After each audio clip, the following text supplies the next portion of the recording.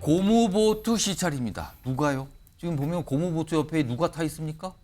김정은 국무위원장이 타고 있네요. 지금 북한 방송이요. 북한 신의주에 큰 수해가 발생했다. 그리고 거기를 누군가 시찰하고 있다. 이걸 계속 강조하면서 방송을 좀 하고 북한 매체들이 이걸 사진도 막 공개하고 있어요. 그 모습 좀 확인해 보겠습니다. 경의하는 김정은 동지께서는 내각 총리와 당중앙위원회 비서들과 함께 침수 지역을 돌아보셨습니다. 고무단정에 오르시어 지형 지물을 알아볼 수 없을 정도로 깊숙이 잠겨든 침수 지역을 돌아보시면서 주민지와 농경지들이 입은 혹심한 피해 상황을 구체적으로 의뢰하셨습니다. 신의주시와 의주군에서는 수많은 공공건물들과 시설물, 도로, 철길들이 침수되는 피해를 입었습니다.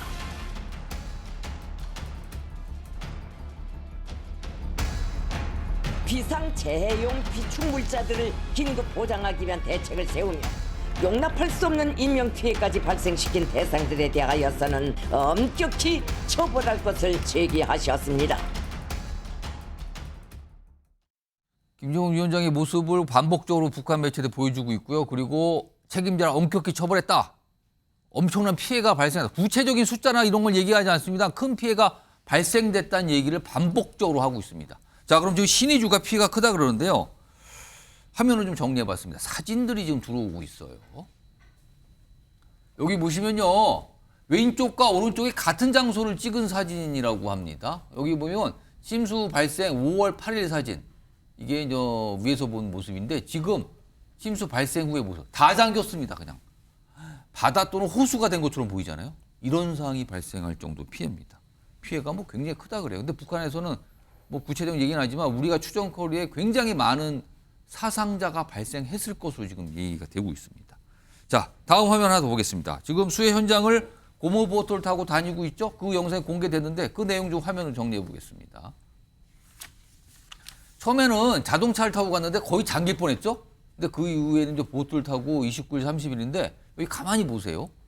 구명조끼는 맨 앞에 있는 누군가만 차고 있고 뒤에 김정은 위원장 구명보트도 없어요. 그리고 간부들하고 같이 타고 있죠. 윤경호 소장님. 재난 현장을 둘러보는 건 각국에 우리나라도 그렇지만 정치나 권력자가 방문한 거는 보통 많은 나라에서 하는 모습인데 일단 김정은 위원장 모습 보면 구명조끼도 안 입었어요.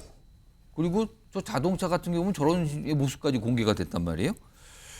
이런 곳을 시찰하는 모습을 지금 북한 매체가 반복적으로 보여주고 있어요. 이거 무슨 의도일까요? 위대함 존엄이라고 우리가 익숙해져 있는 김일성 시절부터 있던 이제 그 이미지 이거일 수 있겠죠. 그런데 추정해 보면 이미 위험한 상황은 지나갔기 때문에 그리고 저거 김정은 위원장의 모습을 찍기 위해서 옆에 누군가는 카메라를 들고 누군가가 있는 거예요. 또. 있어야 되잖아요. 예, 다른 보트가 또 있어요. 그러니까 지금. 그런 것들을 감안해 보면 저게 아주 위급한 지금 재난 진행 중인 상황이라면 저렇게 어떻게 보면 한가하게라도 비춰질 수 있는 저런 모습 안 찍었겠죠. 북한이 항상 저런 거 내놓으면 저게 대내용이냐 대외용이냐 이거 굉장히 많이 따지지 않습니까? 이번 수해 그러니까 홍수의 피해가 지금 얼마나 되는지에 대해서 우리 아직 정확한 수치 지금 못 가지고 있잖아요. 우리 정부 당국자가 사망 실종을 합쳐갖고 1,500명 운운하는 얘기까지 했다는 거 아니에요? 1,000명 이상의 얘기를 우리는 지금 보고 이거 있어요. 어마어마한 숫자입니다. 왜냐하면 제가 오기 전에 찾아봤더니 북한에 2번의 홍수가 있었어요. 2016년에 홍수가 있었고 흔히 말하는 95년, 96년 고난의 대행진 운운하면서 수백만 명이 굶어 죽는 사태가 빚어졌다고 할 때 95년 여름, 96년에 걸쳐가지고 또 홍수가 엄청난 큰 게 났거든요. 이때는 사망 실종자의 숫자가 몇 명이다고 북한이 내놓지도 못했어요. 다만 이재민이 10만 가구에 50만 명 이상이다. 이런 정도만 내놨을 정도였고 2016년에 홍수 때는 사망 실종이 500명이라는 얘기를 했거든요. 나중에.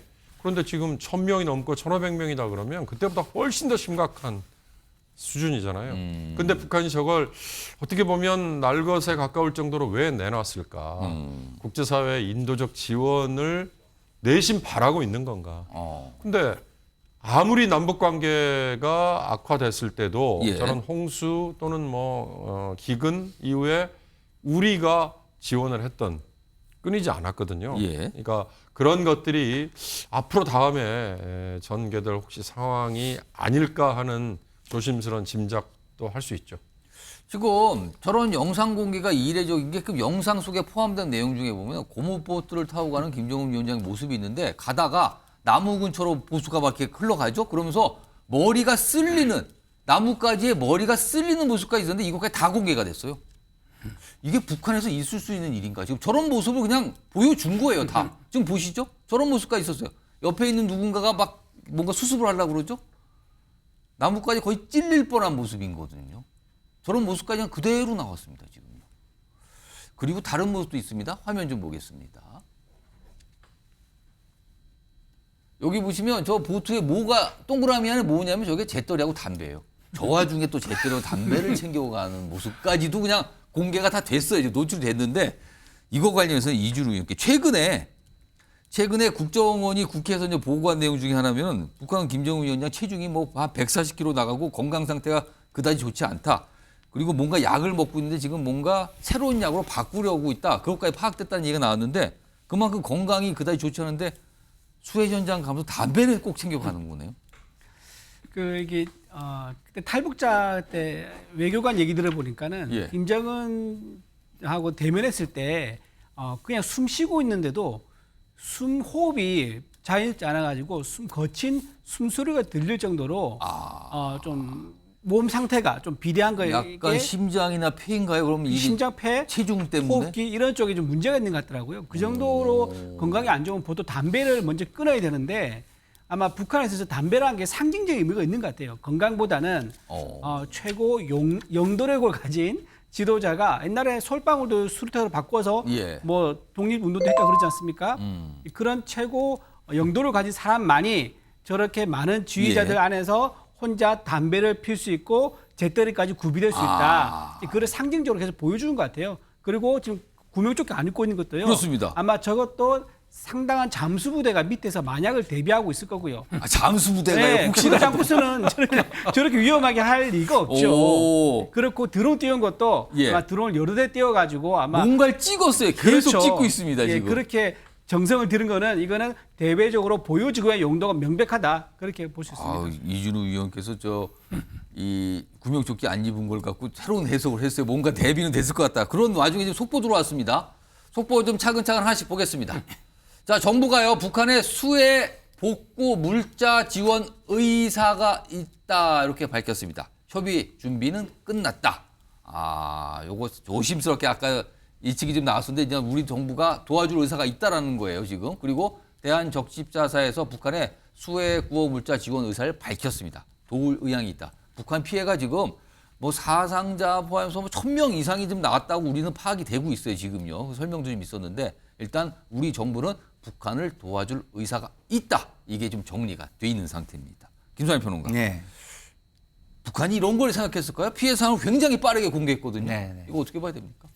그러니까 피해가 좀 어느 정도 감당하기 어려울 정도로 크다. 예. 뭐 그렇기 때문에 지금 이런 거를 좀 보여줌으로써 국제 사회의 또 뭐 인도적 지원 이런 것도 좀 받을 수 있지 않습니까? 뭐 본인들이 요청을 하지 않아도 저걸 보여줌으로써 저걸 보면은 사람들이 인도주의자들이라든가 인권 운동가라든가 이런 분들은 저거 지원을 해야 된다. 그리고 남쪽에서도 어떤 동포의 차원에서 예. 지원을 해야 된다. 이런 의견들이 나올 겁니다. 그렇기 때문에 당연히 그런 의도가 저는 있다고 보는 게 북한이라는 곳이요. 예. 자존심이 굉장히 강해요. 자존심. 네. 왜냐하면 저희도 조금 경제적으로 좀 덜 발전했을 때 한번 생각을 해보십시오. 그때가 자존심이 훨씬 강하거든요. 근데 저렇게 안 좋은 상황을 그런 생각이 없이 왜 보였을까요? 그래서 저는 뭐 당연히 좀 간접적인 메시지다 이렇게 예. 보는 게 맞다고 봅니다. 손정욱 변호사. 뭐 저는 저 모든 걸 이게 한 단어로 하면 그냥 쇼라고 보는데요. 쇼. 예, 재난을 이용한 게 재난 리더십인데 예. 책임은 모든 게 간부들한테 다 떠넘기고 어. 본인은 이제 뭐 민심을 달래서 이렇게 그 리더십 있는 지도자처럼 보이는 꾸미는 이런 의도잖아요. 근데 제가 요즘 이게 그 세종대왕 그 책을 좀 논문을 보니까요. 예. 이런 말을 했더라고요. 우리나라의 모든 홍수도 내 책임이고 아. 모든 이게 가뭄도 내 책임이고 예. 그때 조선에 일어나는 모든 거는 기본적으로 내 책임이다. 예. 이런 의혹이 있어요. 세종대왕이. 예. 그 김정은 위원장도 좀 쇼하려면 본인 책임부터 언급해야 되는 거 아닙니까? 저 당간부들은 불강력인데 무슨 책임이 있겠습니까? 모든 거는 당간부들한테 맹비를 하면서 예. 떠넘기고 본인은 아무 책임이 없고 이걸 재난을 이용해서 되게 우상화 리더십을 보여주는 이건 아주 잘못된 거예요. 지금 보면요, 저게 굉장히 정교하게 누군가 찍고 있는 모습 같아요. 저런 열차에 오르는 모습이나 내리는 모습, 회의하는 모습, 그리고 위에서 본 모습, 보트가 앞에서 달리는 모습도 앞에 누군가 찍고 이런 게 다 공개된 상황이었어요. 그리고 하나 속보 들어온 거 알리면 우리 정부가 북한의 수해 구조 물자 지원 의사를 밝혔다. 이런 내용까지 들어와 있습니다.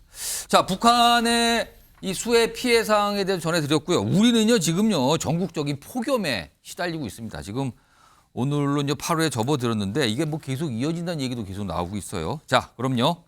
전문가 연결해서 좀 알아봐야 될 텐데요. 김승배 한국자연재난협회 본부장과 연결해서 자세히 좀 짚어보겠습니다. 김 본부장님 나와 계시죠? 네, 안녕하십니까? 자, 우선 가장 궁금한 게요. 북한 얘기 잠깐 했거든요, 지금요. 네. 근데 북한에서 홍수로 지금 신의주가 거의 잠겼다는 얘기 나오고 있거든요. 도대체 네. 비가 얼마나 왔길래 저런 정도의 피해가 오는 겁니까? 네, 그렇습니다. 이제 북한과 우리가 뭐 이웃나라지만 직접적으로 기상 자료를 서로 교환하지 않거든요. 그래서 거기가 마치 섬처럼 돼 있는데, 그러나 중국을 통해서 간접적으로 데이터를 받습니다. 그래서 강수량 자료가 이제 그 일기도를 그리고 분석하기 위해서 중국을 통해서 봤는데, 예. 이게 지금 지난 3호 태풍 개미가 대만을 지나서 중국으로 지나갔잖아요. 예. 중국에서 약해졌거든요. 그런데 태풍이 품고 온 따뜻한 수증기를 확 풀어놓으면서 그게 우리나라 쪽으로는 오지 못하고 저 중국, 그다음에 북한 이쪽으로 그 따뜻한 비의 원료를 계속 공급하고 있거든요. 지금도 거기 상황이 끝난 게 아닙니다. 그래서 지난 7월 25일부터 지금까지 내린 게 중국을 통해서 간접적으로 받은 자료를 보면 한 600에서 700mm 정도 비가 왔기 때문에 그게 압록강이 넘쳤다는 얘기거든요. 그래서 압록강 하류 지역이 다른 어떤 평양 이쪽이 아니고 예. 압록강 그 주변 신의주 그 하류가 넘쳤고 그 위에 중국도 많은 비가 왔습니다. 그래서 그 한 600에서 700mm 정도면 그 우리나라 한강에 600에서 700mm 왔으면 우리도 뭐 난리가 난 그런 강수량이거든요. 예. 그렇기 때문에 큰 피해가 예상이 되고 2010년도에 이런 그 압록강 어제 북한에 수해난 게 이제 여러 군데가 있는데 예. 압록강 주변에 2010년도 그다음에 2020년도 태풍 마이삭이 또 거기 압록강 그래서 압록강 대범람이 일어났던 게 제 기억으로 2010년, 2020년 올해 이제 이렇게 또 큰 피해가 났네요.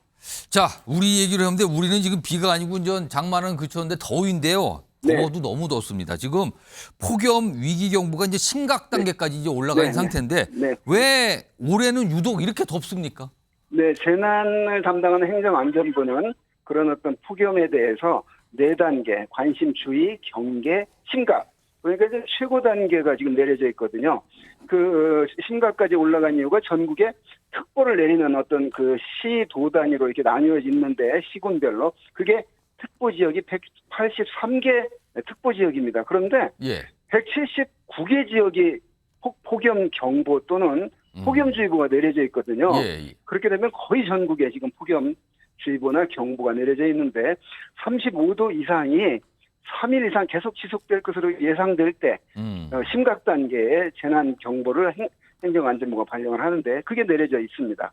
그리고 지금 연일 계속해서 낮에 오늘 저 강원도 영동 쪽에는 37도까지 올라갔거든요. 서울은 33.2도를 기록했는데 이제 기온도 기온이지만 습도가 높아가지고 우리 몸이 느끼는 체감 온도는 더 불쾌하고 더 덥게 느껴지고 있는 상황이 지금까지 계속되는데 뭐 이게 당분간 끝나지는 않을 것으로 보입니다. 지금 낮에도 그렇지만 밤에도 뭐 열대야가 계속돼서 거의 뭐 30도에 육박을 하는데 왜 이렇게 더운 겁니까? 올해는요, 지금? 그렇습니다. 이제 원래 더운 여름이었거든요. 생각해 보면 여름에 뭐 이 정도 더위가 늘 있었습니다. 그런데 올해는 유난히 더 더운 것 같아요. 지난 최근에 2018년도에 8월 1일 날 홍천에서 41도를 기록하면서 가장 그 더운 여름을 기록했거든요. 또 그 해가 열대야, 낮 최고 기온이 33도 이상인 폭염일수, 아침 최저 기온이 25도 이상인 열대야 일수가 이제 매년 통계가 나오는데 2018년 여름이 전국 평균이 가장 많았습니다. 그 다음에 1994년 여름이었는데 올해 지금 이제 여름이 아직 안 가고 8월 1일인데 이런 추세라고 한다면 2018년도에 그 폭염일수, 열대야 일수 그 기록을 깰 가능성이 매우 높습니다. 자, 그리고요. 우리가 네. 8월 되면 걱정하는 게 이제 태풍인데요. 올해는 네네. 태풍 상황이 좀 어떻게 될 것 같습니까? 네, 지금 지난 3호 태풍 개미가 하나 있었고 4호 프라피론이 베트남 쪽으로 들어가서 약해졌고 이제 생기면 5호인데요. 지금 태풍이 발생하는 서태평양의 해수면 온도는 굉장히 높거든요, 평년보다. 그러니까 따뜻한 바닷물에서 어떤 원인만 제공되면 소용돌이가 제공되면 태풍이 언제든지 10월 상순까지는 그러니까 앞으로 8월, 9월 한 10월 상순까지 한 2달 한 반 정도는 태풍이 언제든지 발생해서 우리나라에 올 수 있는 그런 여름철을 앞두고 있고요. 자, 올해 이렇게 아까 무더운 이유가 지금 계속해서 남서쪽에서 고온다습한 수증기들이 계속 우리나라 쪽으로 오고 있거든요. 예. 그래서 북태풍이 그냥 고기압이라고 비는 그쳤지만 장마는 끝났지만 대신 이런 극한적인 더위를 가져오는 그런 공기 속에 우리가 놓여 있고 또 한 상층 12km 정도 높은 곳까지 티벳 고기압이라고 하는 또 더운 성질의 고기압이 확 누르고 있기 때문에 이러한 더위가 이제 나타났고 당분간 지속될 것으로 전망이 됩니다. 알겠습니다. 오늘 말씀 여기까지 듣도록 하겠습니다. 지금까지 김승배 한국자연재난협회 본부장이었습니다. 고맙습니다.